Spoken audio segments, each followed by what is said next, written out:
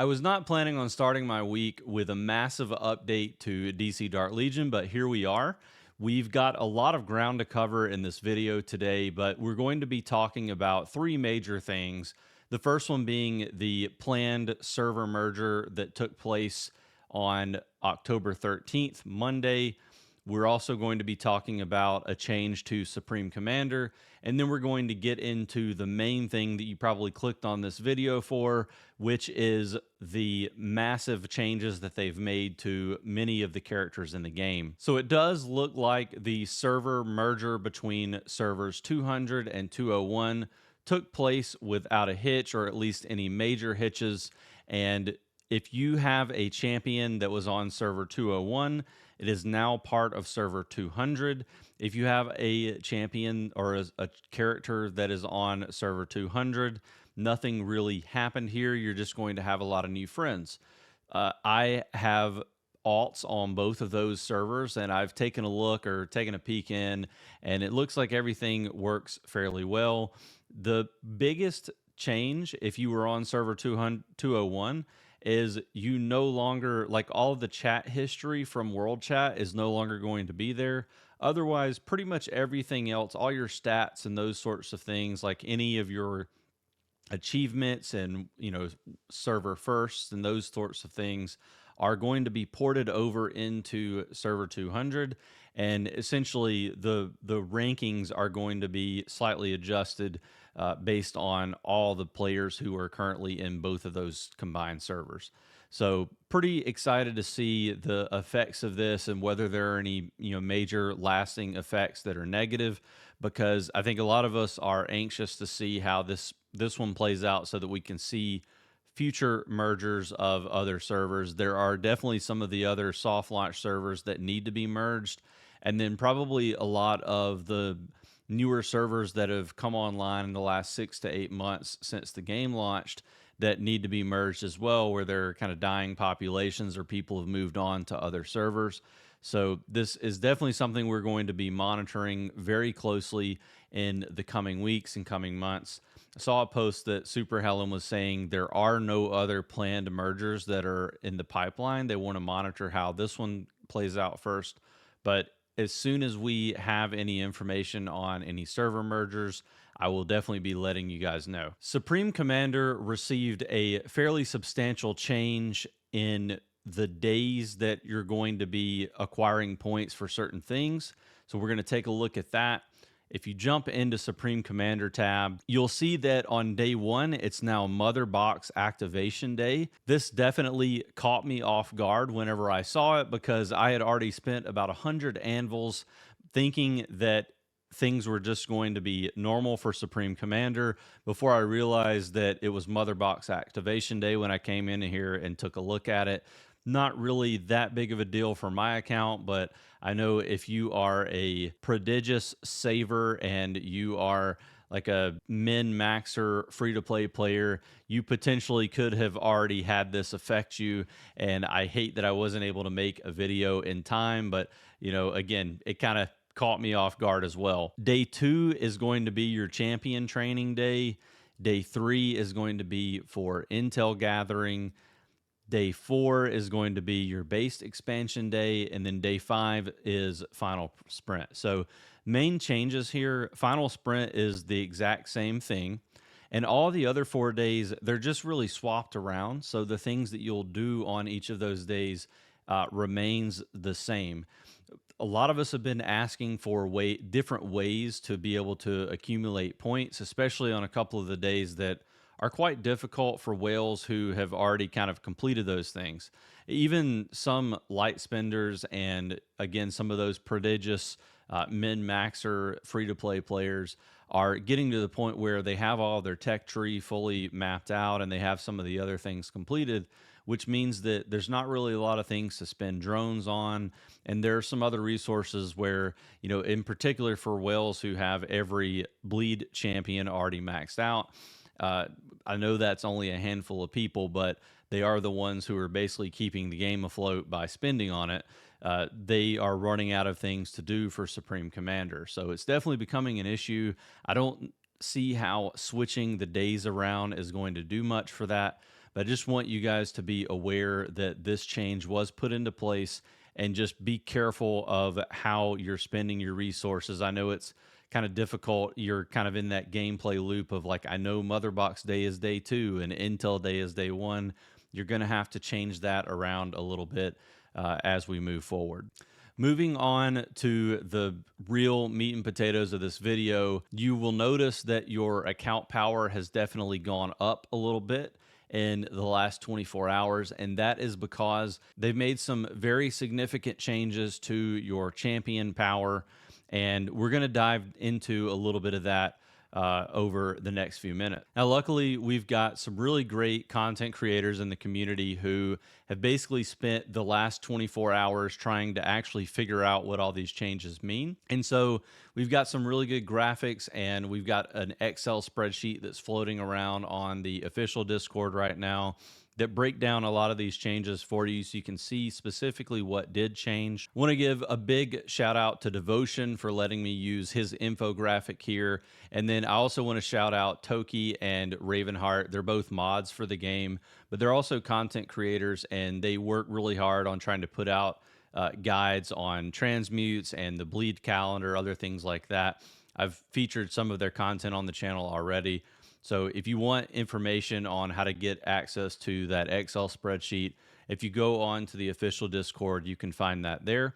You can also find Devotion's graphic that we're going to be breaking down over there on the Guru Guides section of the website as well. So what happened? What changed? You will have received a maintenance compensation notice in game. And again, if you're on the official Discord, you'll see a few posts that were made by Super Helen over there kind of explaining what happened. And there's like even a big discussion thread where they were trying to compile all the information on which champions were changed. And the surprising thing here is that it seems Super Helen even was completely caught off guard by what happened, and there wasn't really a lot of information provided on which characters were changed.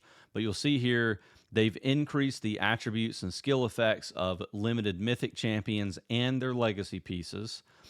They had already made changes to Queen Hippolyta on September 28th, so they didn't make any additional adjustments here, although ironically, they reverted her kit on accident, and they had to make that change in the few hours after the update was pushed out, but that has been fixed. It says that they also optimized the star bonuses on mythic and legendary champions. So this is, well, and I think actually this includes limited mythics, like pretty much every champion's star bonuses have changed. We'll take a look at that in just a second, and then we'll jump into Devotion's guide. They mentioned the improvement of adjusting the daily task distribution for Supreme Commander. Again, there is no net change to how Supreme Commander works. It's something that we've been asking for quite a while. Still haven't received an actual change. I wouldn't call this an improvement. It's really just a confusion, because now we have to remember different days or different order for how to get your Supreme Commander points. At any rate, looks like there are a few other bug fixes and things that they put into place. I don't see too many things here that matter, but I do want to point out they fixed a few champion bugs that were known. And so they fixed an issue where Constantine's legacy piece skill Synchronicity would fail to trigger when manually casting his ultimate. They fixed an issue where Captain Cold's Frostbite didn't take effect when manually casting his ultimate.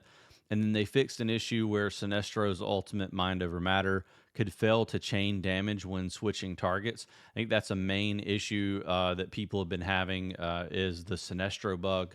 So it's good to see that they have fixed a few things here. But the frustration point is that they made all of these champion changes just completely out of nowhere. And, you know, ultimately, while you'll see that they have increased all of the stats of all champions, they've done it in a staggered approach where limited mythics, so your bleed mythics, are going, they received a heavier buff, which means that, you know, in actuality, I suppose if you heavily invested in just your regular mythics and your legendary champions, they technically received a little bit of a nerf by virtue of the fact that the higher level mythics were buffed.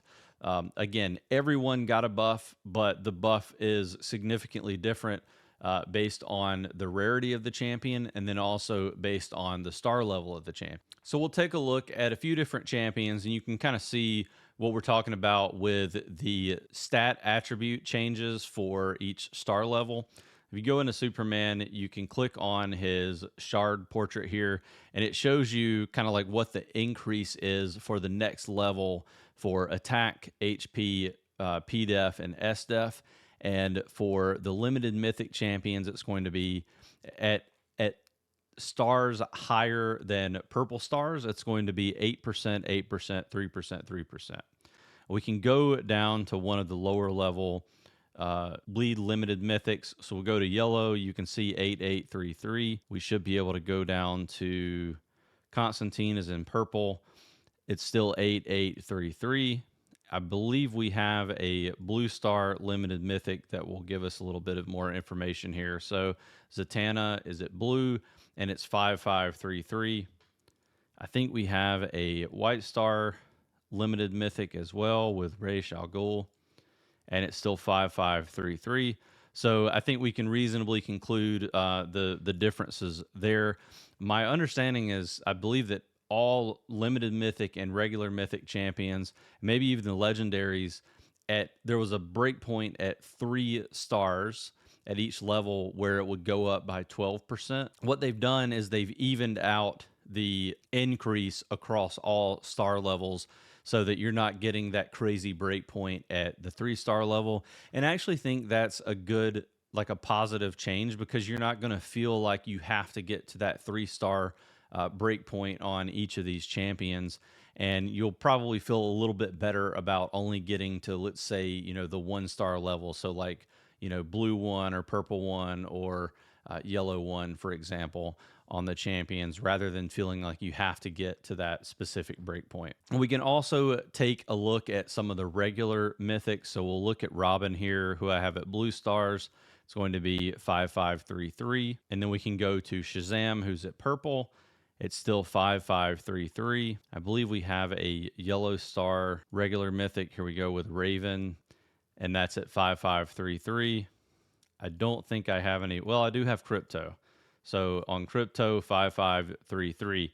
So again, for your limited mythics, you're going to get, slightly higher stat increases at the higher star levels on them than you will with the regular mythic. Jumping over to Devotion's graphic here. And again, you'll have access to the full graphic where you can zoom in and kind of see this probably a little bit better if you go over to the official Discord. It may be on Reddit as well. I'm not sure if Devotion posts there, but it's definitely going to be on the official Discord. Basically looking at this graphic, we'll read it from left to right. So you'll see these color-coded pieces for the stat changes. We talked about the changes being a little bit different for limited mythic or mythic plus versus your regular mythics and then your legendary units. With the mythic plus units, you can have slightly more stats before purple 1. So at the lower levels, you're going to be getting more stats on your champions as you go up the rungs, and whatever you had before the patch, you will see a significant increase in those stats today when you look at your champions. You're going to have considerably more attack and HP at and after purple 1. And then the stats no longer spike every 3rd star, so the gain is going to be spread evenly. Again, mentioned that is basically the same thing for all champions. For your regular limited mythic units, slightly more stats at all star levels. So again, just kind of they're raising the bar for your stat capabilities for any mythic champion, but specifically for your limited mythics, it's going to be that much higher depending on how far you're able to build them. And then legendary units really didn't receive too much. They got a little bit more stats at all star levels. But, when you look at the amount of stat changes at the higher level mythics, especially the bleed limited mythics, it just means that, on the whole, legendary champions are going to be way less powerful and then regular mythic units are going to be slightly less powerful. As Devotion points out in the guide here, the net effect is that in pretty much all of your PvE functions, so your combat cycle, your training simulator, your anti-crime network, no matter what champion you have in your roster, if you've been playing the game prior to this patch, you're going to be able to go through those things much more proficiently. You're going to be getting higher combat cycle scores, and you're also going to be able to push higher levels in your PvE.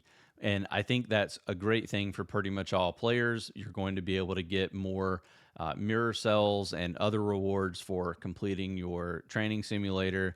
If you're able to push in anti-crime network, you're going to be getting more persistent rewards over time as you use your intel points.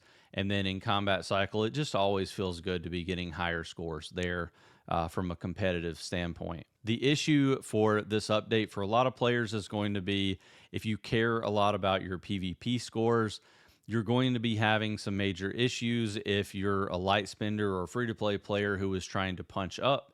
You're definitely going to see that you need more investment in limited mythics, so those bleed mythics, in order to see higher scores. You know, if you were building a team that, like if you were daily dealing and you're a light spender, you're just trying to daily deal a couple of champions a little bit higher, let's say for like a Bat Fam lineup where you didn't get Nightwing or you weren't able to get Nightwing to high stars, but you decided to daily deal Robin over time over the last 6 months and you finally have him to red stars.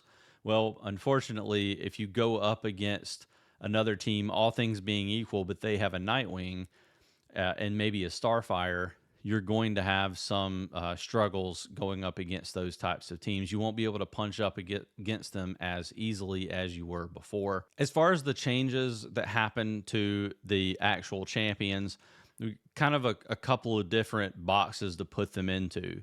So we've got champions that had their abilities changed so that they are more effective at lower stars, which means that for free-to-play players, that's a great thing. You know, you're going to see more effectiveness out of a champion at lower stars than you were before. Your white star champions, your blue star champions, you're going to be getting a little bit more productivity out of those, and that's a positive thing for, you know, early game players. But those same champions are going to be, you know, pretty much the same strength at red stars. So, you know, whales and higher level spenders probably aren't going to notice as much of a difference here. Some of the things that were buffed at lower stars, you can see the damage and attack stats of a lot of your highest damage dealers like Superman, Scarecrow, Deathstroke, Sinestro, Constantine, Nightwing, Superboy, Starfire. Those champions have seen some increases, significant increases at lower star levels, pretty much net even at higher star levels. But you can see all of those here listed in this first column. Going to the second column, you've got some champions that receive some buffs that continue even through red stars. So they're going to be very impactful at the high star levels, but also really impactful at lower star levels too. So I would say these 5 champions are going to be much more impactful if you have invested in them at all. And, you know, we talked about a couple of these in past tier lists that we've done, where it's like hard to recommend for people to go after a champion like Supergirl, for example, because they don't really perform that well at lower stars and they need all this investment. I would say that most of the advice, if not all of it, for all these champions is still the same. It's just that if you have these champions, you are going to notice some increases in what they're capable of doing. Going from top to bottom here, Joker is probably one of the biggest surprises here because we can continue to see changes or buffs to his kit. They just continue to buff him. It's almost like a monthly occurrence at this point. I don't really know what they're trying to do, but obviously he's incredibly good at any of the PvE modes, in particular combat cycle, and they're just making him even better. But you know, maybe they're trying to get it to a point where he's actually good in PvP too. I'm not really sure, but you know, obviously if you're an Arkham fan, then you're going to continue to see better scores with your Joker if you've invested into him at all. We're going to see increases at lower stars to his poison damage and attack. And then at all stars, he's getting increase to his ult damage and bomb damage. So just kind of like the flat, persistent effects of his skills. For Zatanna, at low stars, she's getting a defense buff and a more spiritual amp. And then at all stars, she's getting an attack buff, and her clone attack is going to do more. For Hawkgirl, at all stars, she's getting additional skill damage. She's still a horrible character. I don't think that's going to change anything for her. For Talia, at low stars, she's getting more ult damage, more crit rate. At all stars, she's going to be getting skill damage. And then for Supergirl, she's getting more ult damage and defense at low stars. And then at all stars, she's getting more attack. So regardless of where you have her, you're going to be seeing an increase. You will see that there are a few of the unique legacy weapons that are unchanged. So that's going to be your Harley hammer, Hippolyta's staff, and Superman's cape. No changes there, but pretty much all of the unique legacy weapons, the ones that you can spend magic eyes on, did receive some changes to their skill 1. And the skill 1 is the one that will upgrade at 5 white stars, 5 purple stars, and 5 red stars.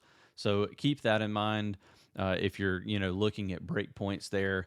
But that specific skill was the one that received the changes, not the second skill. The second skill is the one that can be used by anyone if they equip the legacy piece. The first skill, the one that did change, is the one that is only going to be usable if you equip it to the actual champion it's supposed to go with. In the interest of time, I'm not going to give you line item all the changes that were made to the unique legacy weapons. But obviously, if you own one of these legacy weapons and it's difficult for you to read this on screen, definitely go over to the official Discord and download this graphic from Devotion so that you can see a little bit more about what they changed. And while you're over there, you should also be able to see Ravenheart's Guru Guide post that has the Excel spreadsheet if you want to have access to the raw data that was compiled. A lot of this was pulled by Super Helen from the dev team after this patch was made. There's a big uprising in the community, and so I'm very proud of the community for pushing back and basically forcing the devs to give us some of this information on these changes. If it hadn't have been for Super Helen going to bat for us, we would not have had all this information. So shout out to her especially, but also the community members like Devotion, Ravenheart, Toki, for trying to put everything together for us so we have it in one place. Again, if you want to have access to that, head over to the official Discord. I always have that link in the description to this video and any of my other videos on the channel for that matter. If you found this information helpful and you want to have access to these update videos as soon as I post them, make sure that you're subscribed to the channel. It definitely also helps with the algorithm to do so. If not, I will see you on the next video.